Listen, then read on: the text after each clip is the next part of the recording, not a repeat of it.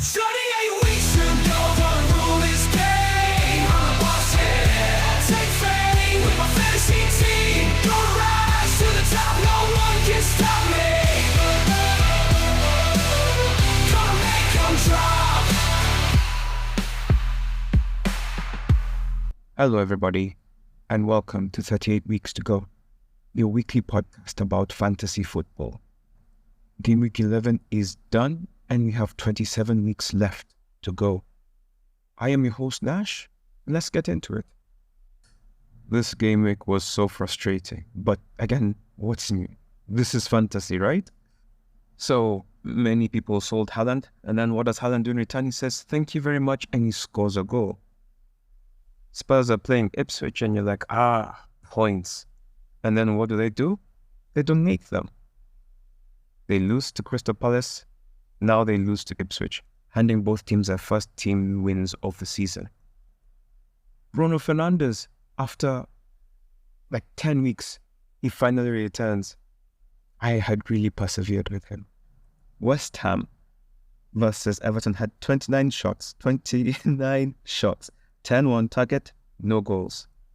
I hope none of you are still holding DCL. Palmer did nothing, Son did nothing, Saka did nothing. Brennan Johnson did nothing. Some people even brought in Solanke and probably even captained him ahead of Salah. And I'm sure many of you captained Son as well. Liverpool keep a clean sheet, but Trent gets injured. Vardio and Rico Lewis get 1 and 0 respectively. After bringing in Wood, he doesn't score. Gotta love fantasy, right? So, the biggest disappointment / surprise result of the weekend was Brighton 2, Manchester City 1. This marks the first time Manchester City have lost 4 in a row since 2006.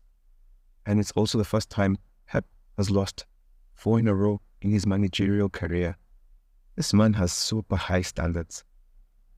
This game, as the cliche goes, was a game of two halves. In the first half, Manchester City were the better team. In the second half, they just disappeared. And just as they disappeared in the Champions League, they seemed to only have gas for 45 minutes. Kyle Walker is continuing to look like he's cooked.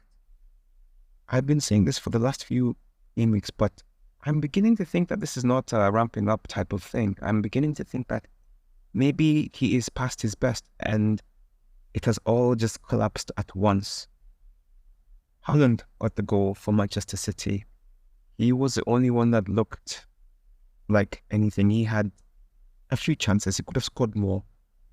I'm not sure if anyone else is saying the same thing, but ever since he told Arteta to be humble, he hasn't been great. João Pedro made his return from injury and got the goal. I don't know what Manchester City were doing. They should have cleared that, but they did not. O'Reilly got the winner. And that was really it. Manchester City tried to create, but they just seemed to lack ideas. I'm not sure what's going on. João Pedro had the assist for O'Reilly's goal. There was no assist for Haaland. João Pedro got the 3 bonus points, O'Reilly got 2, and Kovacic got 1. I would say if the Manchester City was a surprising result, the defeat that Spurs took to Ipswich was the most disappointing result of the weekend.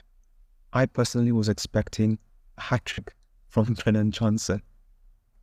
Then I watched him miss a chance which turned out to be his best chance of the game and maybe Spurs' second best chance of the game.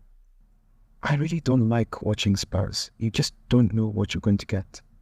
It could be the best team in the world and then nothing. And then if you remember last week, I told you guys all these stats about how they're the comeback kings. In 2024, they've won more positions from a losing position than any other team, all that kind of good stuff. So I was hopeful right until the end when it was clear that at full time that they weren't coming back. Ipswich, on the other hand, to be fair to them, have been threatening to win a Premier League game this whole season. I just didn't think it would be this one. After talking smack about Mr. Pedro Porro, he provides assist for Betancourt to equalize. Now, Delap got the winner. He forced the ball over the line rather, and Smotic scored the goal. And if you watch that goal, Brennan Johnson, goodness, he could have blocked that goal. He could have prevented that goal entirely, but he absolutely does not think like a defender. Delap got all the bonus points. Smotic got 2 and Betancourt got 1. The highest scoring game of the weekend saw Brentford take on Bournemouth. That game ended Brentford 3, Bournemouth 2. It was a very exciting game. Evanilson continues his scoring streak. Wissa is back and amongst the goals. And Damsgaard is looking like somebody who's quite an interesting differential from Brentford. Two teams in good form. Kluivert and Evanilson had the goals for Bournemouth. Wissa had 2 goals. Damsgaard had 1. Bomo and Janelt had the assists for Brentford, while Cook had the assist for Bournemouth. Wissa got the 3 bonus points. Evanilson got 2 and Damsgaard got 1. The marquee game was Chelsea versus Arsenal. It ended in a 1-1 draw. It wasn't a particularly exciting game. If anything, it just served to show that Chelsea have closed the gap tremendously from last season when they were hammered 4-1 in this reverse fixture. I'm sure even the form of both sides are not unhappy with the result, although both teams feel like they could have won the game. For me, this was the last game of the weekend, and I was just really hoping that Saka and Palmer would each have a hat-trick, because I was flailing. And they both gave me 2. So I did nothing this weekend. So I was very disappointed with both parties. Neto got the 3 bonus points, and he seems to have made that left-wing position his. Sancho has been replaced. I guess that's a point of competition. Odegaard got 2 bonus points, and Martinelli got 1. Neto scored for Chelsea, and Martinelli scored for Arsenal. Odegaard was back, and he had an assist. Enzo came off the bench to give an assist to Neto. Odegaard came back, and you can see exactly what Arsenal have been missing. Saka picked up a bit of a knock, and I'm hoping that it's not a substitution in that he's down now and Odegaard is back.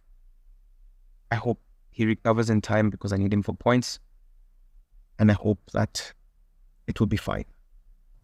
In lesser news, Newcastle stopped Forest's winning streak and they were beaten 3-1.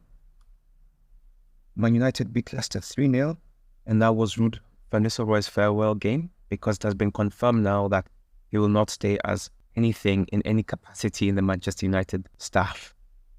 Wolves finally got their win, and Liverpool just beat Aston Villa like it was nothing.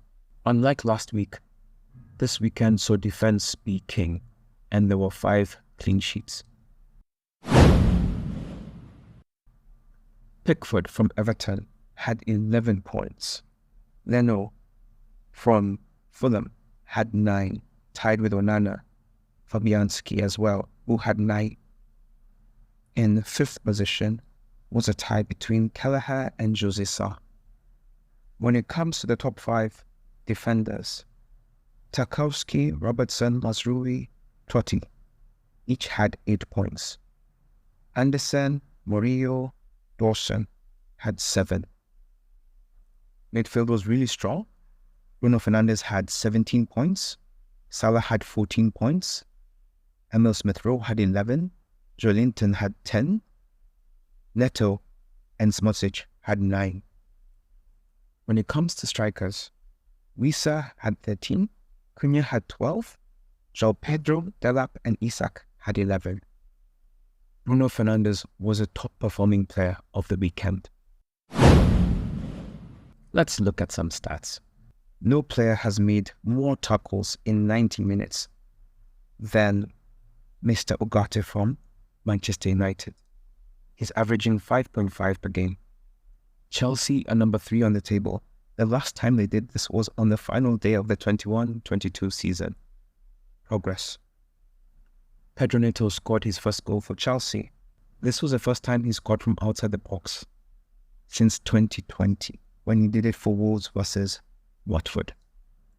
Bruno Fernandes has been directly involved in 100 goals in 170 appearances for Manchester United. Cristiano Ronaldo did that in 169 games. Spurs went 2-0 down at home to a promoted team for the first time since April 2023, when they did that against Kevin Keegan's Manchester City.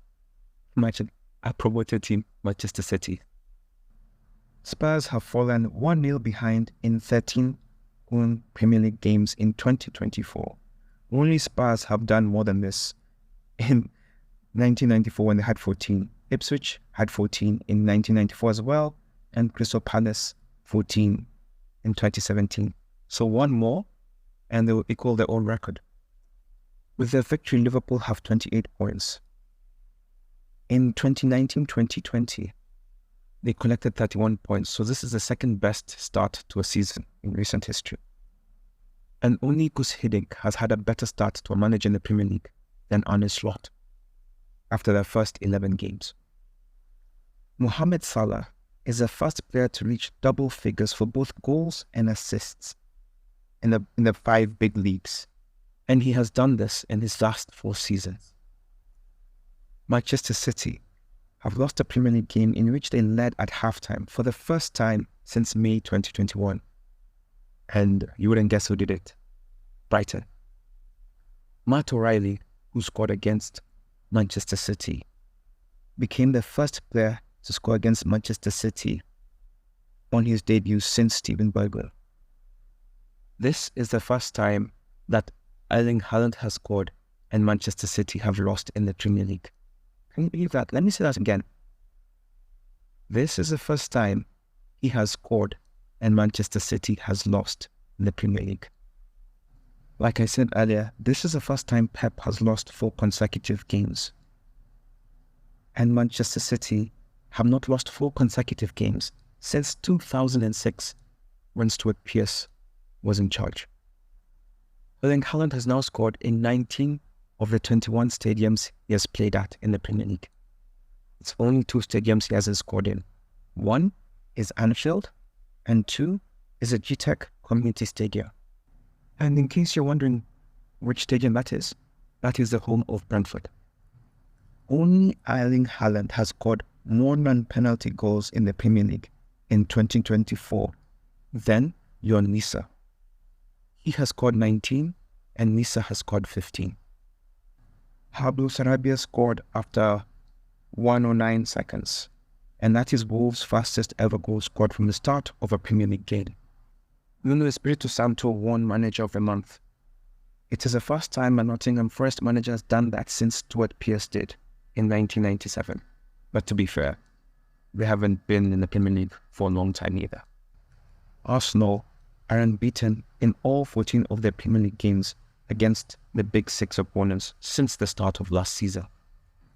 Haaland is the fastest man to reach 75 EPL goals. He did it in 77 games. This weekend saw Salah score 4 in a row. It's the first time he's done that in over 3 years. And Fernandes under Ten Hag, 13 games, 0 goals. Under Ruud, 4 games, 4 goals. Cole Palmer won Player of the Month for October. And it was the first time a Chelsea player has done that since 2018. Evanilson has scored 3 games in a row. Nathaniel Collins of Brentford has blocked more shots than anyone in the Premier League. Brentford have the best home form so far this season and have earned the most points at home so far. As I was watching the Newcastle game, something random I noticed. On his right hand, Dan Burn has only got 4 fingers. Leicester City have conceded first in 9 of their 11 games so far. Manchester United scoring 2 goals in the first half was the first time they'd done so this whole season. I learned something very interesting today. I will say it today and I will say it again next week. if there are some of you who are looking to use your wildcard after this international break or during this international break, there is a team suggestion that I could give you.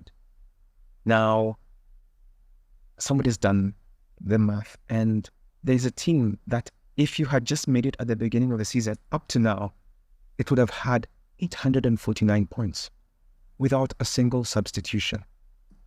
The goalkeeper would have been Onana, defender Ola Aina, Virgil van Dijk, Vardiol, and then in midfield, Emil Smith-Rowe, Mbomo, Palmer, Mo Salah. Striking, Haaland, Wood, Welbeck. You would have had 849. So if you're looking to be patient, this is a template for a team that you could use. This is the first time that Cole Palmer has gone successive matches without an attacking return since Gameweek 13 and 14 last season. Mo Salah has 7 double-digit haul returns. He is the first player to 100 points and the highest point scorer in FPL. Isak has had 3 goals and 1 assist in the last 4 matches. He has been sneaky good after being quiet. Mo Salah is turning into arguably one of the greatest Premier League players of all time right before our own eyes. He currently has more assists than Ondy, more goals. He's got more goal-assist combinations than Rooney. Like, whoever your EPL GOAT is, good luck. It's going to become very hard to deny Salah at some point. Like, listen to this. Henry, 228 goals and 98 assists in 377 games. Salah, 220 goals, 98 assists in 365 games. 240 goals/assists in 250 starts. He has overtaken Henry in assists. He has 75. Henry has 74. He is the fastest person to get to 10 goals and 10 assists by November 10 in football history. Anyway, let's leave it there for now. Haaland was the most selected player. He was the most captained. Most vice captain was Salah. Would it surprise you if I told you that Salah is the most brought in player this week? 231,000. Followed by Bruno Fernandes, 173,000. Followed by Wissa, 164,000. Then Cunha, 130,000. Smith-Rowe, 123,000. Most transferred out, Haaland, 193,000. Followed by Trent, 170,000. Right McNeil, 107,000. Solanke, 88,000. And Diaz, 85,000. On Salah, this is the 3rd fastest player to reach 100 points in FPL history. The first is Salah, second is Haaland, and he is the 3rd. Looking at our group, Haaland was the most popular captain choice, with 101 of us choosing him as captain.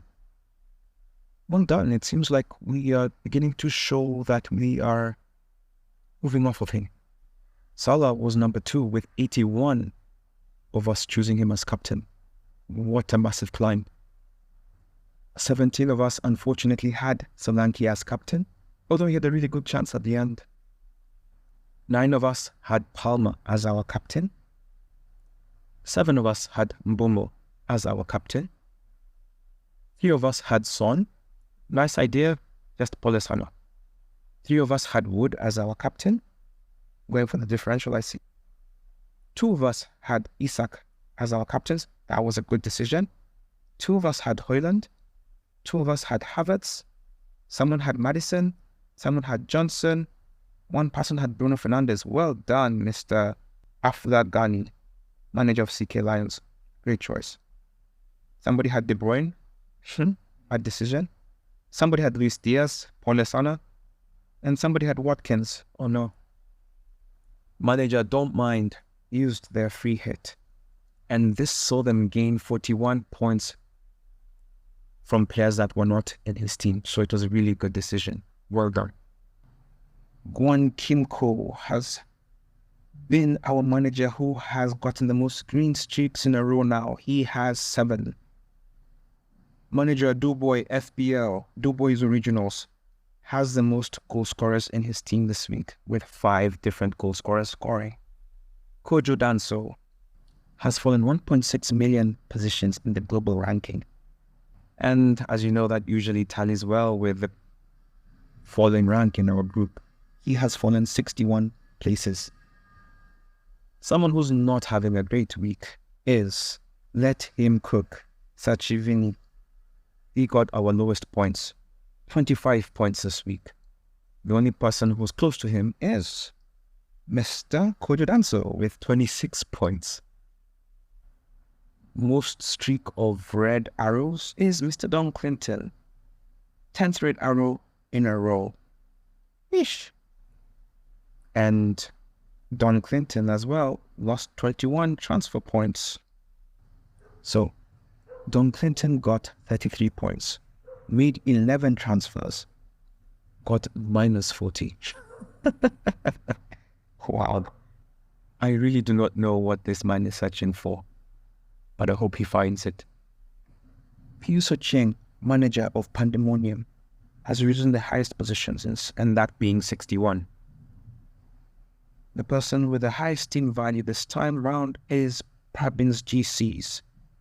They have a value of 103.2. The Walker Dead has seen their value rise by 0.7. Bona G, manager of Team Pepe Calais, has risen 2.1 million positions. Well done on your improvement. Because just a few weeks ago, you were the one who had the lowest drop. Our highest points leader this week is Dennis Alubin, manager of Real Warriors. He had Sanchez in goal, Van Dijk, Vardiol, Robinson, Aitnouri. So Virgil van Dijk gave him 6, Vardiol 1, Robinson 6, Aitnouri 6. Bruno Fernandes gave him 17, Palmer gave him 2, his captain was Salah, that gave him 28 points, Wissa gave him 13 points, Wood gave him 2, and Cunha gave him 12. It must be nice being Haaland free. Ibrahim Ali was second with 90 points, and Bonajir was third. He got 90 points. At the top of our table, there has been a change. Number 1 is Franklin Asiema. He has 708 points. Number 2 is Texas Tens, manager of Tenor FC. He has 706. Mr. Arnold Medunga, manager of Bigman Bossi, has 705 points. He has now dropped. Walker Dead has also dropped, and they have 703 points. Number 5 is Body Blackovix, who has 698 points. Number 6 is Lawyer Malik, who has 694 points. Number 7 is Dubois Original, who has 694 points. Suleiman FC has 689 points, got 75 with the captain of Solanke, so he has a good team. Mizuki Fly has 687 points, and number 10 is Peter Checkmate, managed by Hamudi, who has 682. So, the top 10, number 1 has 708, and number 10 has 682. So 26 points is separating number 1 and number 10. It's getting tight. Last week I told you guys I wasn't sure how long number 1 would last, and he dropped. At the very bottom of our table, you have Don Clinton, who has 178 points, which is a shame. It seems like he might not even break 200 if he keeps losing all these points. Il Vicenza, Duncan Anzigare is second last with 409, and above him is Freddie Fariz, who has 416 points. The average of the week was 49 points. So if you got 49 and above, well done. You have done well. As you may be aware, it's an international break now. The past 2 international breaks have been a disaster for us. And we will be hoping that this one will be different. And so have time to think about it and to plan for the next game week. Prices are going to rise and prices are going to fall. Now, people are going on international break, so someone is bound to get injured. Try as much as you can to wait as close as possible before making your decisions. I will make a preview pod closer to the date, but until then, take a break and enjoy the international break. Bye.